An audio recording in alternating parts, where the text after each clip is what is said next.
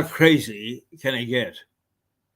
Many people complain about how often they have to reset their passwords. Many people complain about not being able to speak to a real person when they've got a problem. Well, I can only recommend that you withdraw your customer status from those that get absolutely silly. Or I would like to warn you about my experience to save you a lot of heartache and a lot of stupidity and a lot of stress. I use O2. I have done for years. That doesn't count for anything, by the way. I only mention it. I suddenly discovered 2 days ago that my service had been interrupted. In other words, I'd been cut off. I paid by standing order. I checked at the bank. The standing order had gone through. When eventually I did manage to get through to the agent I use for O2, Aerial Direct, that I had an extra charge for exceeding my data limit. They said that they'd sent an email telling me that it was going to happen. Well, if they did, it went into junk and I didn't see it. Be that as it may, it's a very poor way of alerting somebody that suddenly they're going to cut you off. But they did. So I decided, even though I was a bit miffed about this, I would try to pay, or I would pay, and restore the service.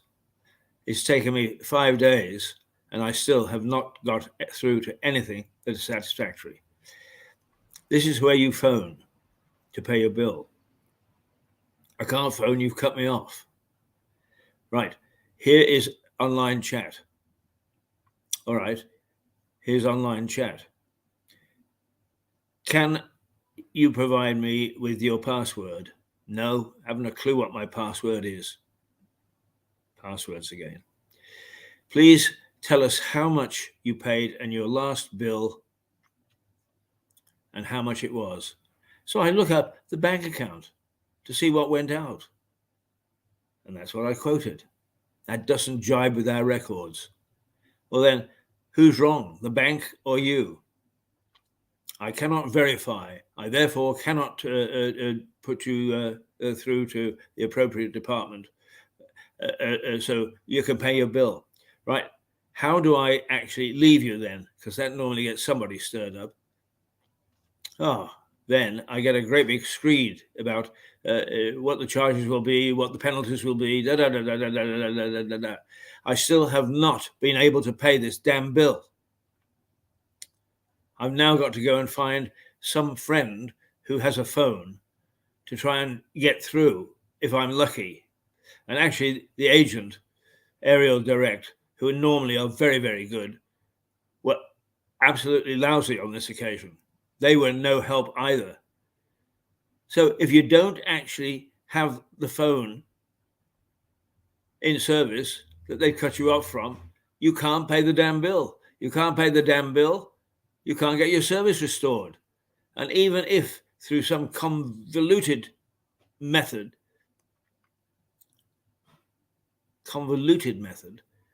you actually manage to get a phone number, it is the typical press 1, press 2. If you know the exact amount, press 3. If not, go back to the main menu. The main menu, press 1, press 2. This is a phone company. This is supposed to be helpful to its thousands and thousands of customers and users. Is it? No, absolutely not. It is appalling, absolutely appalling. I still don't have any phone service. I don't know how to pay this bill. And the only suggestion from them is that I borrow a phone. And probably that is the only option. But how remarkably stupid. But the other thing is, my bank's computer says X amount was paid on X date. Theirs says that does not jibe with their computer. Now, these are companies that rely heavily on the computers. In fact, humans don't run them anymore. The computers run the company, which is the way, not the way around. I think that originally it was thought computers would apply.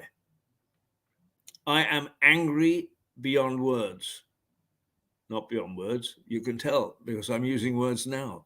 But do not use O2. It looks as if I'm stuck with them for a little while. But the moment that I can get out, I'm going to. But don't use O2. The backup service, if anything goes wrong, and for that matter, the way they charge you is faulty in the extreme. It pays no regard to the fact that you are a client, and a client of long standing. None. Because the computers are running it, and actually the people who work for it are completely useless and neutered. Not their fault.